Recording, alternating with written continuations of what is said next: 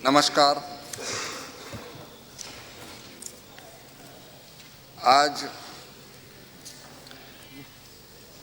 प्रधानमंत्री ने राष्ट्रपति के अभिभाषण पर संसद में जवाब दिया। अब जेपीसी का प्रस्ताव सदन के नेता प्रणब मुखर्जी ने रखा। उस समय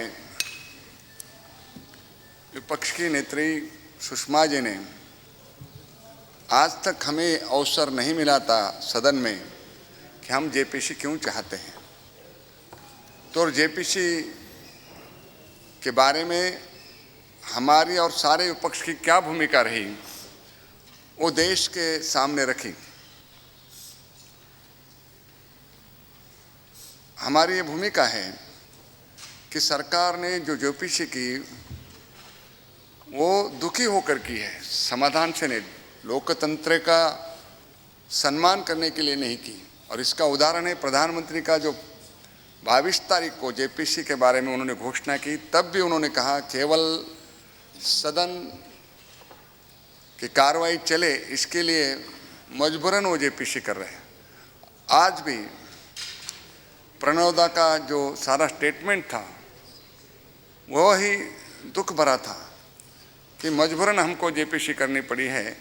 मुझे लगता है कि लोकतंत्र में पार्लियामेंट सार्वभौम है और वो सरकार से भी ऊपर है, और पार्लियामेंट की एक समिति नियुक्त होना, इससे सरकार को दुख होने का कोई कारण नहीं। और जेपीसी कोई पहली बार नहीं, बहुत बार बनी है, और हम सरकार में थे तब भी हमने जेपीसी बनाई थी। इस सारे तथ्य को सुषमा जी ने सदन के सामने रखा। हमारे 3 मुद्दे थे। एक, लोकतांत्रिक मांग थी, लोकतंत्र में जेपीसी बन सकती है। अब तक जेपीसी की संरचना हुई थी और इसलिए हमारी लोकतांत्रिक मांग थी। अगर हमारा कहना था कि अगर सरकार इसी को गत सत्र में ही मान लेती तो शायद गत सत्र भी चल सकता था। सरकार देर में दुरुस्त आई, देर हुई लेकिन अब दुरुस्त आई। अगर ये सरकार भूमिका उसी सत्र में लेती तो और भी अच्छा होता। हम मानते हैं कि जेपीसी की भूमिका लेने के लिए सरकार को बाध्य किया गया। ये विपक्ष की एकता की जीत है। विपक्ष एक साथ रहा, काफ़ी कोशिश हुई विपक्ष को अलग अलग करने की, लेकिन उसके बावजूद भी विपक्ष की एकता, ये जेपीसी सरकार ने इसके लिए समय लिया। 2 सत्रों में, अगले सत्र में क्यों रखा कि ये प्रयास किया गया, और आज जेपीसी की नियुक्ति ये विपक्ष की एकता की जीत है, ऐसा हम मानते हैं। और भी एक अपील सुषमा जी ने किया है कि लोकतंत्र को हम स्वीकार करें। और एक बात बहुत महत्वपूर्ण कही है कि अब गए 15-20 साल से देश में और विभिन्न प्रदेशों में अलायंस की सरकारें निश्चित रूप से चल रही है, और आगे आने वाले समय में भी इस देश में संभावना है कि अलायंस की सरकार चली रहे। अलायंस की सरकार ये मजबूरी है, विभिन्न विचारों के पार्टियों को एक होकर सरकार चलानी पड़ती है, लेकिन भ्रष्टाचार का समर्थन ये किसी सरकार की मजबूरी नहीं हो सकती। क्लीन ट्रांसपेरेंट गवर्नमेंट देना ये सरकार की जिम्मेदारी है, और ये वादा इन प्रधानमंत्रियों ने किया था। और बात यह है कि प्रधानमंत्री ने अब गत चुनाव जो लड़ा तो यूपीए ने गत चुनाव में ये बात कही कि हम क्लीन प्राइम मिनिस्टर, वो उनके क्लीन प्राइम मिनिस्टर के इमेज पर ही चुनाव लड़ा।